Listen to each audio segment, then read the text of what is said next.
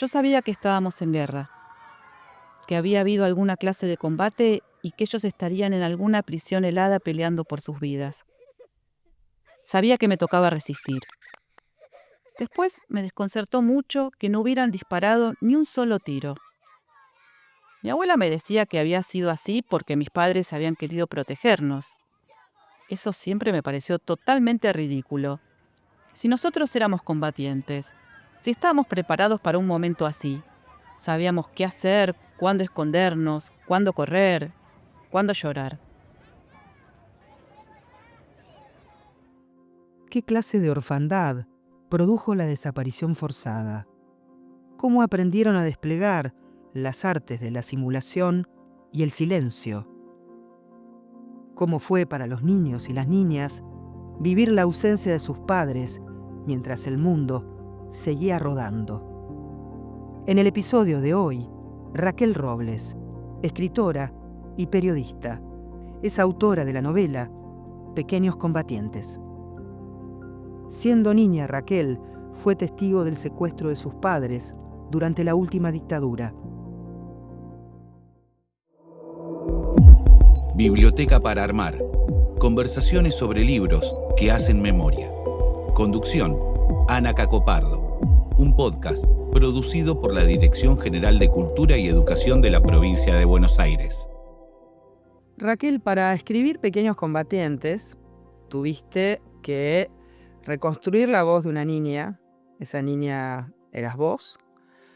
Por lo tanto, eso significó reconocer cómo era la Raquel Robles de la infancia.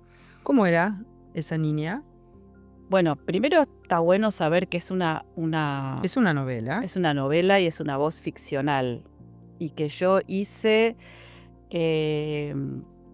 tratando de volver a habitar ese lugar infantil, que bueno, viste que cuando sos niña no tenés registro de que sos niña, simplemente estás existiendo, ¿no?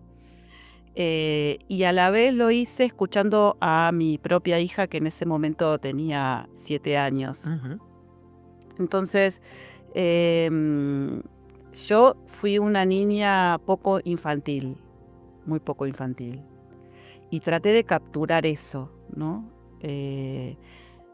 Yo no hablaba muy poco en principio. Era una niña callada. Era una niña muy callada, muy tranquila. Uno de los recuerdos más fuertes que tengo y de donde yo tiré fue estar en el baño de la casa de mis tíos, de mi tía y de mi tío, preguntándome con mucha honestidad, ¿no?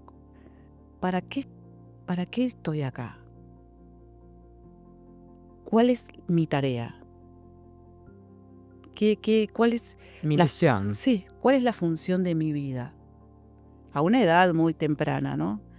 Entonces traté de tirar de esa pregunta, porque era una pregunta que esperaba una respuesta, no una pregunta retórica, ¿no? Sino una pregunta que yo trataba de responderme.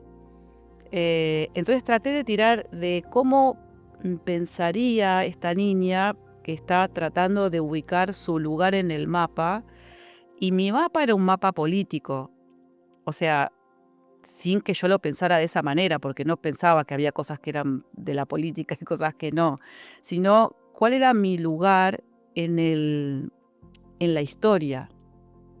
Realmente lo pensaba así. No pensaba que era una pregunta como soberbia, ¿no? Como tener un lugar en la historia, sino pensaba que realmente cada quien tiene un lugar en la historia y yo necesitaba saber cuál era el mío. En ese contexto donde hay que decir se habían llevado a tus padres, ya vivías con tus tíos y abuelas. Mi tía y mi tío, que si bien militaban en un lugar muy distinto a mi papá y a mi mamá, sí tenían mucha, como se decía en aquel momento, perspectiva histórica, ¿no? Entonces,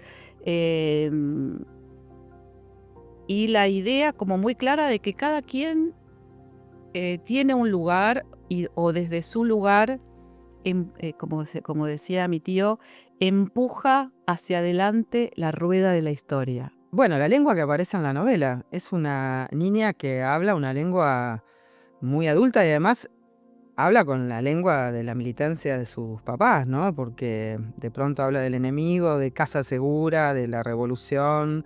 Yo no tenía esa terminología cuando era niña, no esa en particular, pero otra también exótica, completamente exótica. Yo quise como mixturar el lenguaje de la familia con la que me crié, que era una familia bien del Partido Comunista, con la familia de mi papá y de mi mamá que no terminé de conocer, que era una familia que había sido del Partido Comunista, pero que había devenido montoneros, ¿no? Entonces traté de juntar esas dos cosas y también escuché, te decía mucho a mi hija, que era una niña muy agrandadita a los 7 años y hablaba un montón. Hablaba y argumentaba un montón, ¿no? O sea, argumentaba y me decía, no, espera, vos todavía no me respondas, pensalo. Y esta niña es una agrandadita Sí, también, sí, tiene sí. una hipótesis sobre todo lo que pasa. Y también traté de capturar cómo la sensación que yo siempre tuve de ser de otro lado. En la escuela, en la casa de mi tía y de mi tío, en el barrio, de ser de otro lado y tener de ser de otro lado literalmente, ¿no? Que además era de otro lado porque me crié en Ramos Mejía con esta familia nueva, pero veníamos de La Plata, de Citibel. Pero eso a mí me daba como una extranjería permanente. Y lo eras Hablas- en algún sentido, porque más allá del vínculo afectivo, el mundo se puso patas para arriba y esa niña y su hermano se levantaron y sus padres no estaban y su cotidianeidad, su geografía, la escuela, todo cambió. Ahora, esta operación, ¿no? de construir la voz de una niña es una operación muy compleja porque implica además volver a mirar como miran los niños, que es por primera vez, es descubrir cosas, ¿no? Me preguntaba cómo esta operación literaria te permitió no solo mirar de una manera distinta tu propia infancia, sino quizás también mirar de otro modo a tus padres, a su militancia. Puede ser, sí hice este esfuerzo que vos decís de mirar todo por primera vez, inclusive de mirar a esta mostra que fui de niña como por primera vez y tener la posibilidad de conmoverme con ella, que yo siempre me conmoví mucho con mi hermano, siempre me pareció que mi hermano, pobrecito, le habían pasado cosas muy difíciles, pero a mí no. Vos eras la cuidadora, Sí, entonces sí, ahí, sí, la que sí, lo protegía. sí, sí. Me costó muchísimo dejar de serlo, muchísimos años, ya éramos grandes y todavía estaba en esa posición que no solamente no era buena para mí, no era buena para él, ¿no? Me acuerdo en un encuentro de delegados de hijos, mi hermano trabajaba en farmacia, trabajaba los sábados hasta el mediodía y llegó más tarde. Entonces yo estaba muy preocupada porque mi hermano llegaba en micro y lo fuimos a buscar y cuando llegamos no lo encontramos. Y yo armé una secuencia, ¿no? De una angustia que no la habíamos encontrado. Bueno, cuando volvimos a la casa donde estaba haciendo la reunión de delegados, mi hermano estaba ahí. Entonces cuando lo vieron, las personas que me acompañaron, dijeron, ay, pensamos que íbamos a buscar a un niño. Porque ¿cómo se me iba a ocurrir que no iba a saber ir de la estación al lugar? ¿No? Y ahí fue una de las primeras veces que yo entendí que estábamos fuera de lugar. En la novela, bueno, vos lo cuidás, pero él también, ¿no? Hay una complicidad preciosa entre esos dos hermanos. Pero bueno, volviendo a esto de lo que te permite el dispositivo literario, ¿no? De construir esa voz y mirar con nuevos ojos. ¿Qué pasó ahí? Mirá, yo escribí este libro con un proceso muy particular que no me llevó mucho tiempo la escritura, unos meses, pero yo lo hice como un trabajo de todas las noches, o sea, como dejarme poseer por un recuerdo y escribir y después como dejar la mano suelta y que fuera a cualquier parte, ¿no? Como deformando la anécdota todo lo posible para tratar de capturar ese sentimiento. Así que me pegué un viajazo, ¿no? De meterme ahí adentro. Em, y más que te diría que ver con nuevos ojos a mi mamá y a mi papá, vi con nuevos ojos la ausencia de mi mamá y mi papá. Eh, no te digo que yo en ningún momento la creí superada, digamos, ¿no? Pero, qué sé yo, hay una cosa que es como la costumbre, ¿no? Habían pasado muchos años, un montón de años, 25 años habían pasado, más, qué sé yo, no, ya no me acuerdo cuántos, pero 30 años. Pero la costumbre es una cosa y esto es otra cosa, ¿no? Como que redimensioné la espera. Sí, eso me pasó, de darme cuenta de que eso no termina de terminar, la espera, ¿no? Que claro, se va poniendo por ahí en otros objetos, no es que yo esté esperando a mi mamá y a mi papá, pero hay algo del, no sé cómo decirte, del mientras tanto, viste, que es difícil, o me ha llevado todos estos años a entender que estoy viviendo mi vida, que esta es mi vida, que no es un mientras tanto. Esto es lo que es. Esto es lo que es. Por eso también podría quizás leerse la novela como la historia de un duelo, ¿no? Hablábamos de Perder, otra novela tuya, que también es una gran novela sobre el duelo, de la pérdida. Pero en este caso, claro, la novela empieza con tenemos que estar listos para cuando nuestros padres vuelvan. Y quizás esa pregunta, ¿no? Bueno, ¿cuál es mi misión? ¿Qué toca hacer en ese momento? Lo que se preguntaba esa niña adulta. Pero después es asumir que esos padres no van a volver, ¿no? Y la novela quizás también pueda leerse cómo se fue tramitando ese duelo. Por lo menos es una expresión de deseo, ¿no? De que se tramite, se haya tramitado. No sé si termina de suceder. Pero esta niña hace un Pero cierre, sí, que ella lo también es hace. un nuevo comienzo. Así es el final de la novela. Por eso este cierre también viene acompañado de un proceso que hace la novela es deliciosa, ¿no? Tengo que decírtelo, emociona, porque claro, estos pibes vivían la tragedia de que no estaban sus padres, pero vivían la tragedia, convivía con la vida cotidiana, con el juego, y entonces, claro, hay momentos entrañables de la novela. Uno de ellos es esa abuela que les recordaba el gueto de Varsovia, y ustedes recitando. ¿Cómo era esa abuela? ¿Cómo volviste a ese minuto de la infancia? Mira, esa abuela, cuando nosotros llegamos, ya estaba con un touch, digamos, bastante fuerte de demencia. Cuando nosotros llegamos, dejó de salir de la casa, ya no salió más.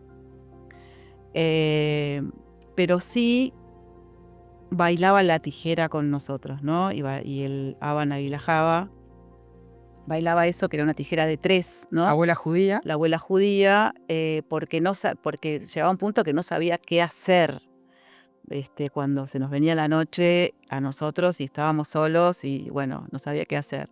Pero a mí me parecía que era como interesante ponerle a toda esa desmemoria que tenía mi abuela, que iba como tirando sacos de acontecimientos, ¿no? de memorias, y quedándose con algunos esenciales, como regalarle eso a mi abuela. Mi abuela tuvo 3 hijas, pero cuando ya al final, ella decía que solo había tenido una, que era mi mamá. Y yo no la escuché nombrarla a mi mamá nunca. ¿No? Entonces ella tenía una gran desmemoria, una militancia por la desmemoria, te diría. Pero se quedó con esto, ¿no? Se quedó con mi mamá. Y de hecho, pasaba esto que nos decía, sobre todo a mi hermano, le decía, tu mamá debe estar muy preocupada, tenés que ir con tu mamá, ¿no? O sea, nos traía a mi mamá en ese sentido, pero no a su hija Flora, ¿no? O sea, ella no habló más. Pero le construiste una Le memoria construí una y esa memoria, memoria o sea, fue sí. la de la resistencia judía Sí. durante el gueto de Varsovia. ¿Y por qué, Raquel, las voces de las niñeces, de las infancias, son tan poco recuperadas para dar cuenta de procesos como estos, por ejemplo, de una dictadura? Es una gran pregunta y es una pregunta que me parece que tiene que interpelar a todas las personas que se dedican no solamente a las infancias, que se dedican a recuperar procesos históricos. Los niños y las niñas siempre están ahí, en todos los acontecimientos históricos, siempre están ahí. No hay un desalojo donde no hay ya infancia, no hay ninguna tragedia social donde no haya infancias, no hay. Pero cuando vienen los relatores no sé, a tomar testimonio, nunca le preguntan nada a ninguna niña, a ningún niño. Como si ese testimonio fuera no confiable. Y eso a mí me parece gravísimo. Primero porque se pierde un pedazo importantísimo de la historia, porque como los adultos creen que los niños no están, saben mucho más que cualquier testigo. Y segundo, porque no se confían las voces de los niños y las niñas, ¿no? Que quienes nos hemos dedicado a las infancias sabemos que nunca jamás mienten. Y hay ahí, en ese relato de los niños, otra de las cosas que a mí me impactó de esta capacidad que tienen no solamente de sobrevivir y de encontrar las estrategias, sino estos personajes, el de la niña y el del niño, que no tienen nombre. ¿Por qué no tienen nombre? Después voy a lo que quería decirte. ¿Por qué no tienen nombre? No sé, Son el niño y la niña, es mi hermano. La voz que narra, no le la voz dijimos que hasta ahora, es la narra, niña, ¿no? digamos, no tiene necesidad de decir su propio nombre. Y además quise también dos cosas. Por un lado, mostrar lo tremendo de que en ese momento mi hermano perdió su nombre para mí y empezó a ser mi hermano. Y de hecho nos ha pasado de grandes de que nos presentamos y que le hayan dicho a Mariano, a mi hermano. ¿Y cómo le decimos? Hermana, pues te presento a mi hermana. O sea, ¿y cómo la vamos a nombrar? ¿No? Perdimos el nombre para ganar el vínculo. O sea, nos quedamos con el vínculo. Mi hermano, mi hermana. Y por otro lado, porque quise darle una cierta universalidad, como un cuento de hadas, digamos, ¿no? Que tenés la reina, el rey, la princesa, el príncipe, pero no hay, hay funciones, ¿no? Entonces está la tía, el tío, la abuela judía, la abuela de la ventana, como funciones sin nombre propio. Muy universales. Sí. Vuelvo al hilo de lo que veníamos pensando antes. Estos niños, para sobrevivir, aprenden a simular. A mí me divierte mucho desde qué posición se confrontan con los psicólogos, los asistentes sociales, ¿no? Hay un momento donde el personaje de la niña dice, ya sabemos que el orfanato es la cárcel de los niños, y reflexiona que nunca sabe qué es exactamente lo que espera escuchar la asistente social, ¿no? Y además entrenás a tu hermano para que diga lo que hay que decir. Bueno, yo siempre estuve, o de grande, digamos, estuve del otro lado, ¿no? Eso me acuerdo mucho de la amenaza de la asistente social, eso la acuerdo perfectamente. Que en ese momento no sabía qué quería decir, pero era algo grave, que viniera la asistencia social, que nunca jamás vino. Pero la sola amenaza de que viniera a el visitar la fantasma casa de era tus tíos. tremendo, sí, las cosas que podían pasar. Pero yo nunca fui trabajadora social, pero sí me tocó escuchar a niños, a niñas, a adolescentes, y ver ese entrenamiento que tienen en entrevista. en encontrarte la vuelta. ¿Qué estarías esperando escuchar vos? ¿No? Que estoy muy arrepentido de lo que hice. Ahora empiezo a sentir que me puedo vincular mejor. Y ese entrenamiento de haber tenido muchas entrevistas y haber sentido claramente que estás en manos de quien te está entrevistando, que tu vida depende de la persona que te está entrevistando, que también quise recuperar, ¿no? Pienso que esto que decís también invita a pensar todas las resonancias que tiene visitar esta novela para las infancias del presente, ¿no? Bueno, esta novela fue reeditada, vos también caminaste a América Latina presentándola en su reedición y tenés un registro de qué pasó con los pibes y las pibas. Tuve experiencias muy lindas, muy lindas. Primero que cuando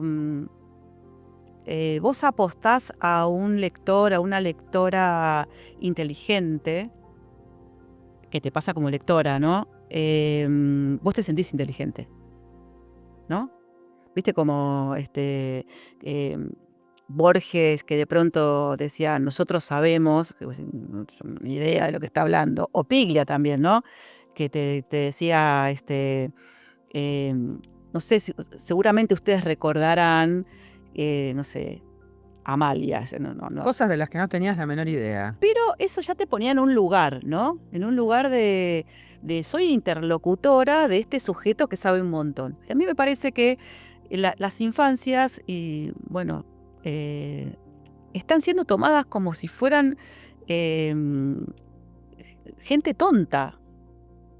Gente muy tonta que sabe muy poquito y que entonces la dictadura es un momento en el que lo que pasó fue que prohibieron canciones y libros y se perseguía a la gente por lo que pensaba, chicos. O sea, primero que, o sea, es un nivel de como también se edulcora, ¿no? Los desaparecidos luchaban por la democracia. Entonces, me parece que está bueno interpelar a los pibes y a las pibas y que aparte vivimos en el mundo de la información, lo que no saben lo buscan. ¿Y qué pasó en esa experiencia que tú? Y en esa experiencia pasó mucha empatía y les, qué sé yo, y me pareció muy lindo las cosas con las que se impactaron, ¿no? Por ejemplo, las abuelas es un lugar muy impactante porque hay muchísimas abuelas que crían infancias y que están siempre muy devaluadas, ¿no? Entonces, ahí había un espejo. Ahí el espejo. Después, la lucha de la niña por el gomero. Es una lucha que abrazan todos los pibes y pibas, ¿no? Como tengo muchos dibujos, por ejemplo, del lavarropas torcido, ¿no? Porque viste que el gomero... Vas a tener que explicarlo para quienes no hayan... Claro, en la casa de la tía y el tío había un gomero. Los gomeros tienen raíces que levantan las baldosas. Entonces, bueno, levanta las baldosas y justo levanta la baldosa de donde está el lavarropas que queda como torcido. Entonces la tía dice, hay que cortarlo. Y el tío dice, bueno, pero ¿por qué? O sea, pobre gomero no tiene la culpa que se haya construido una casa alrededor. Entonces se llega a un acuerdo de que si el gomero ataca los caños, muere. Pero que si no, lo dejan vivir, ¿no? Entonces la niña se alivia porque ella, que nunca pide nada en esa casa, de pronto pide por la vida del gomero. Y se alivia con esto y a su vez dice, bueno, qué desafío, porque ¿podrá evitar el gomero que atacar a los caños? Porque hay gente que no puede evitar, ¿no? Hacer daño a lo que lo rodea. Entonces, esa parte es una parte que genera mucha empatía, ¿no? Y también genera mucha empatía todas las estrategias que esta piba piensa para poder acomodarse en el mundo. Porque los pibes son muy estrategas. Uh-huh.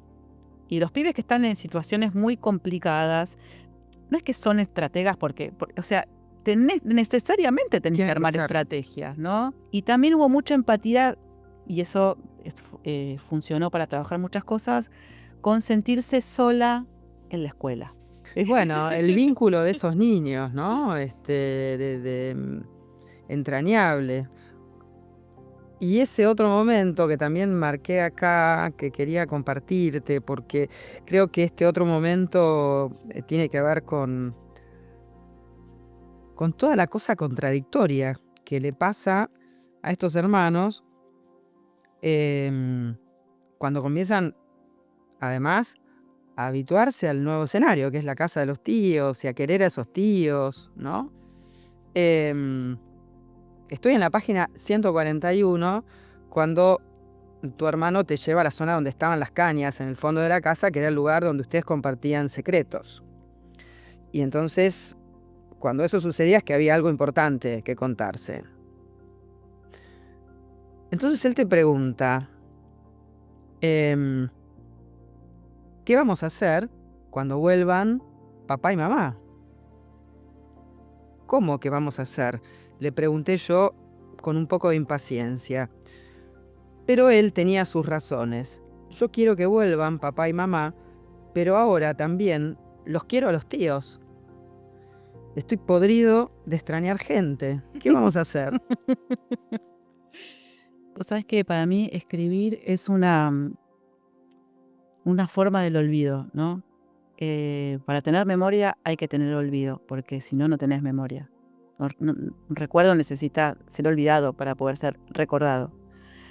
Entonces yo me olvido todo lo que escribo. Lo que escribo me lo olvido completamente. Entonces es como una cosa nueva la que me estás leyendo. Bueno, este libro también invita a escuchar a las infancias, ¿no? Si pensás, otra de las resonancias es escuchar. Sí, yo creo que hay que escuchar a las niñas y a los niños y hacerles saber que hay unos adultos que vamos a cargar en nuestras espaldas el peso de las decisiones. Raquel Robles, muchas gracias. No, gracias a vos. Por la conversación y por Pequeños Combatientes. Gracias, muchas gracias. El libro Pequeños Combatientes, de Raquel Robles, forma parte de la Biblioteca para una Pedagogía de la Memoria de la Dirección General de Cultura y Educación de la Provincia de Buenos Aires. Para continuar conociendo otros textos que traen las voces de las infancias, sugerimos la lectura del libro Cosas Pequeñas y Extraordinarias de Daniel Arroyo y Micaela Gramajo, con ilustraciones de Nono Pautazo. Esto fue Biblioteca para Armar, conversaciones sobre libros que hacen memoria, un podcast de la Dirección General de Cultura y Educación de la Provincia de Buenos Aires.